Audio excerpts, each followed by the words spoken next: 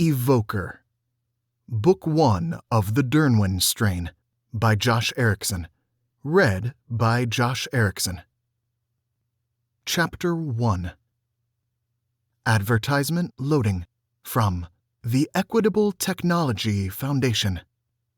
Working toward a new career, fighting for that extra edge, missing what the world has to offer. If you or a loved one are struggling to afford an Evo installation or upgrade, follow the prompt to schedule your appointment now. Subsidies and payment plans may be available. All financing contingent on application approval. Michael stepped out of the car and let the door close behind him, then stood on the sidewalk as the vehicle seamlessly whirred back into traffic.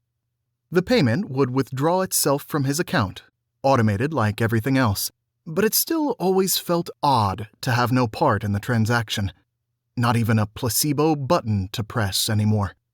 He tucked his hands into his pockets against the autumn chill and turned toward the tight row of storefronts lining the downtown city block, and couldn't suppress a little sigh of disappointment at the sight.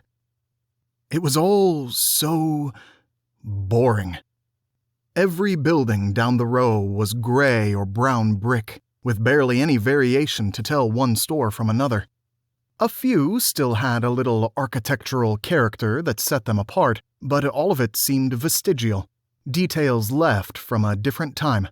It was becoming a novelty to find a bit of real stonework or even some decorative trim around a window, and instead everything built or renovated within the last 10 years was little more than a bland box with bare walls like empty canvases, which meant the newer areas of town had become very monotonous places for people like him. Michael let his eyes wander over the other pedestrians as they went about their own errands, and he was pleasantly surprised at how many were venturing out into reality that morning. Or at least into their own distinct versions of it. He briefly wondered what each might be seeing as they passed, how they might be filtering it all, what they might be adding or editing out, and he couldn't help but feel pity for them. It was one thing to want to live in a different world, but he drew the line at swaddling himself in lies for it. He glanced over the store signs, each one disappointingly similar with plain block letters, until he finally found the one he was looking for.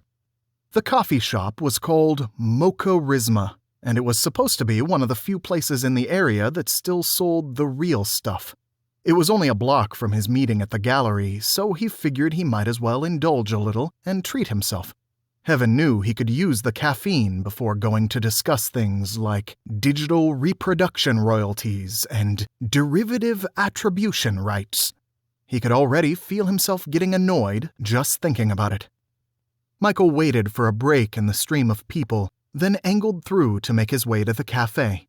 He dodged a small puddle from the rain they'd had the night before and got to the entrance just as another customer was exiting. The rush of warm air from inside was redolent with the promise of hot drinks and baked goods, and he took the held door from the other man with a nod of thanks. The place was nice enough inside, even with some semblance of real decor, but he came to a stop only a few paces in as he realized there was nothing like a regular front counter from which to order. He glanced around for a server or a menu, but found only a room full of customers quietly enjoying their drinks, with the exception of a pair of young kids bouncing in their seats and waving their hands as they played some imaginary game together. Michael couldn't help but smile at that. His own kids had been that young and full of energy not so long ago. A teenage employee emerged from a back alcove, and Michael moved toward him. "Excuse me?" he asked.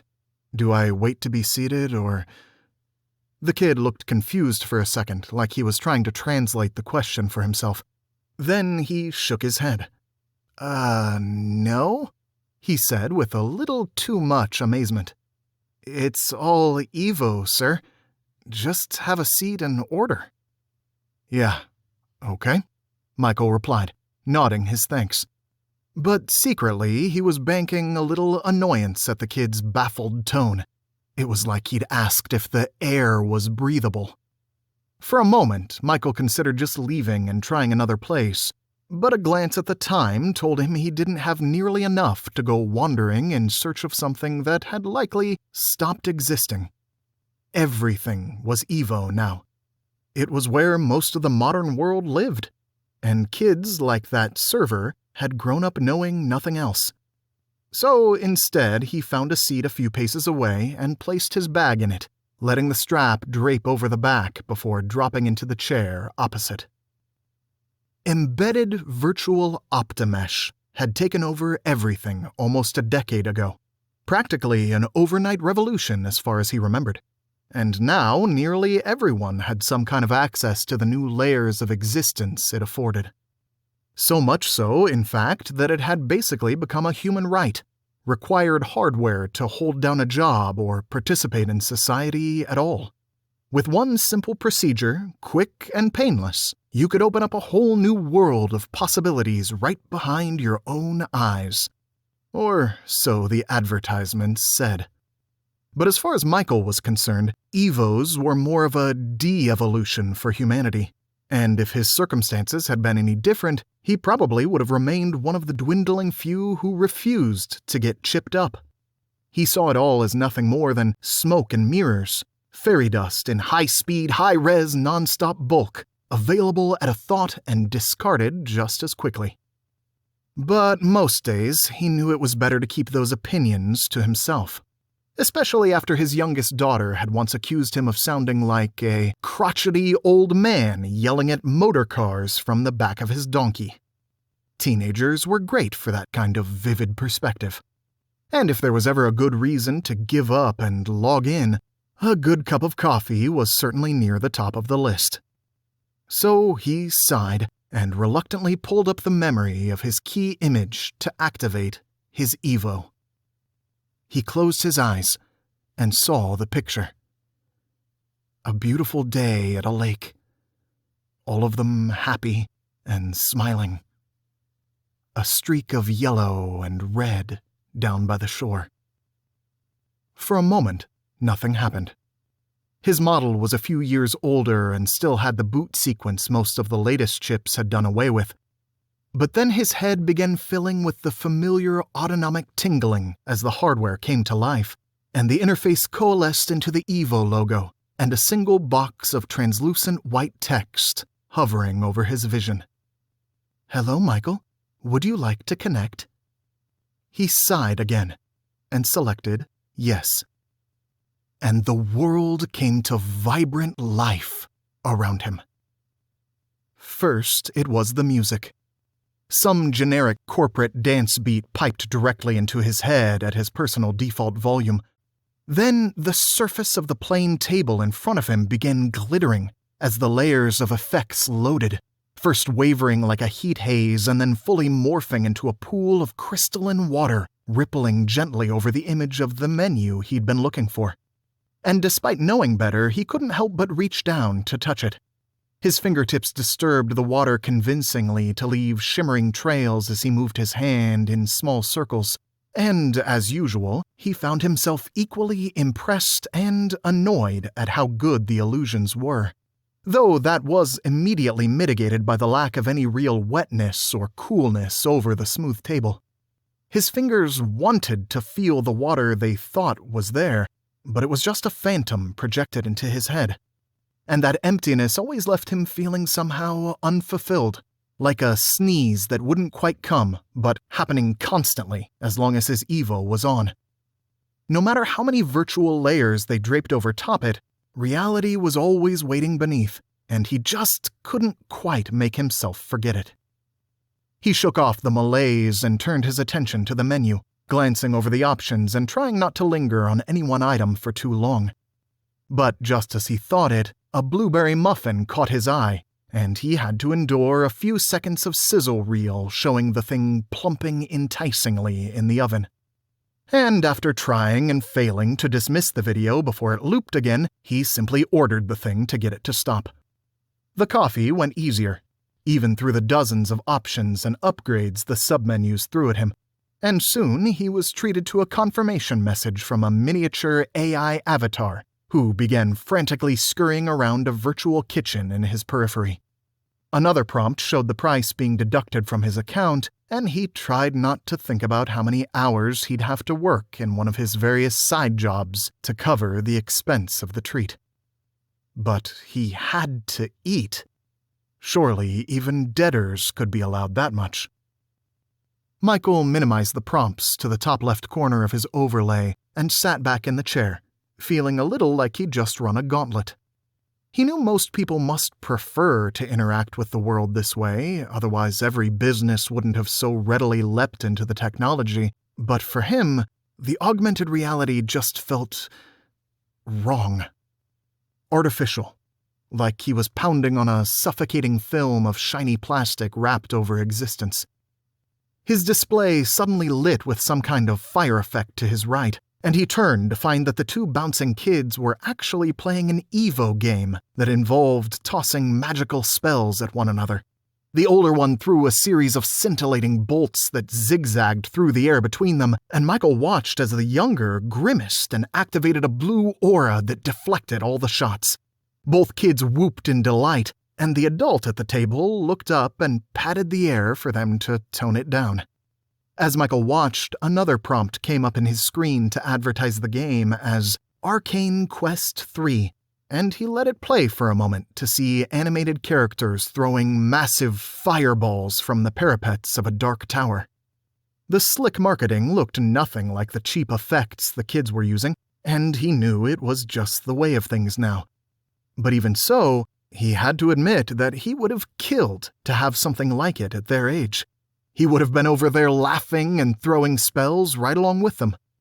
Meanwhile, at 47, it took him 3 tries just to successfully dismiss the stupid ad. The wait timer on his coffee ticked down a little more, and he let himself look around at how the shop itself had changed in his overlay. It was now bedecked in a whole array of ambiance effects, including one entire wall that was now a floor-to-ceiling window overlooking a silent forest canopy. The area at the front of the shop was covered in a running display of beautiful, smiling people harvesting and roasting coffee beans, and the back wall was now seemingly gone, replaced instead by what looked like live feeds from other cafes around the world, giving the space a much more open and bustling feel. Even the ceiling above had the augmented treatment, now draped in delicate purple curtains that swayed softly in a virtual breeze.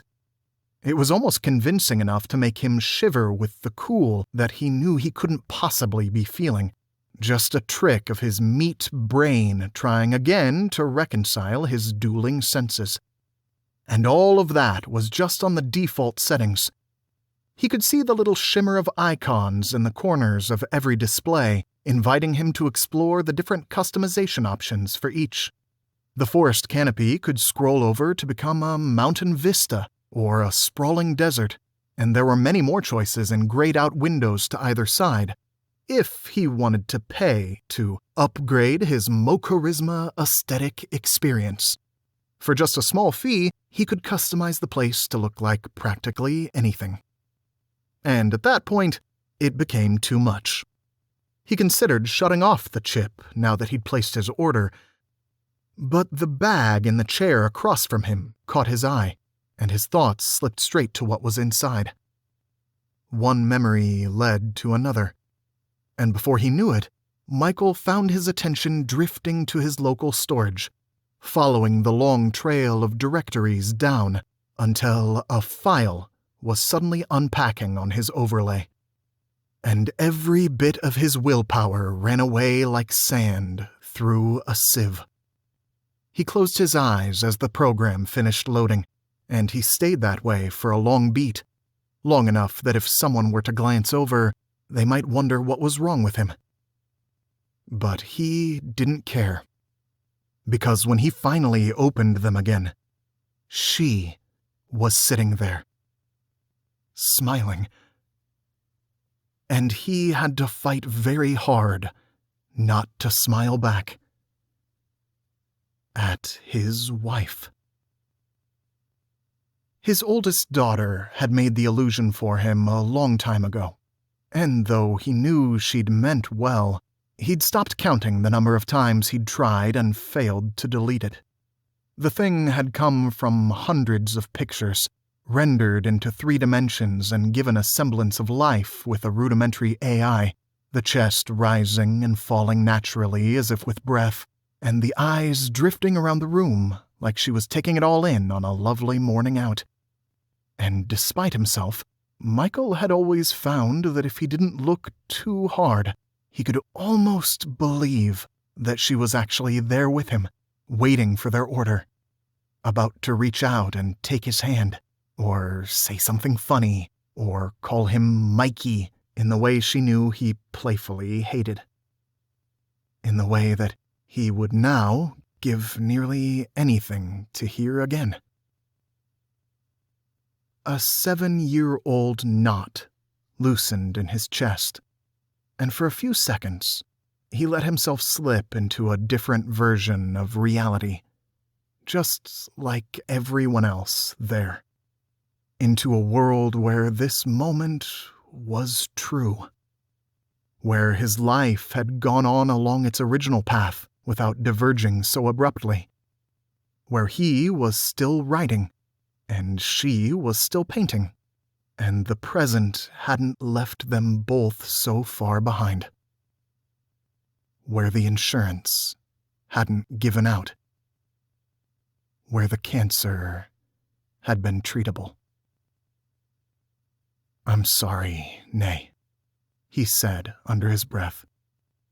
"I tried to think of another way, but this might be my last chance.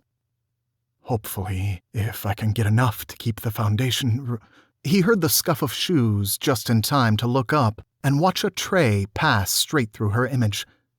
The server placed it on the table, then turned back toward the alcove without a word, leaving only the muffin, the coffee, and a prompt on the overlay asking for a tip. The little cartoon avatar told him to "have a great day" as it gestured subtly toward the gratuity. Michael agreed and swiped the messages away, watching the little animation of more money drifting from his account as he wondered if the kid had noticed anything. The image was supposed to be set to private, but there was no such filter to hide the expression on his face. He casually felt at his cheeks to make sure they were still dry. Then he simply sat there for another moment, letting himself enjoy the last tatters of his fantasy before they frayed completely away again. Until a meeting reminder prompt finally forced him to let it go.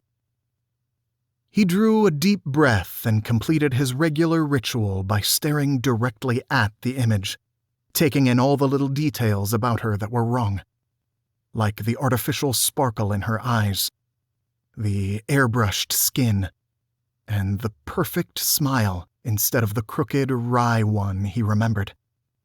Not to mention the fact that there was a warm muffin on the table in front of her, and it was still whole. He absorbed all of those flaws, making himself really see them, until looking at the reproduction felt less and less like a relief and more like a tiny blasphemy. Then he forced himself to close the image down and say goodbye for the 1,000th time, letting the program blink out with no fanfare to once again be buried deep in a series of directories that would make it too difficult to pull up on a whim. At least, until the next time he couldn't quite resist. And that, he knew, was the real reason he still had an Evo.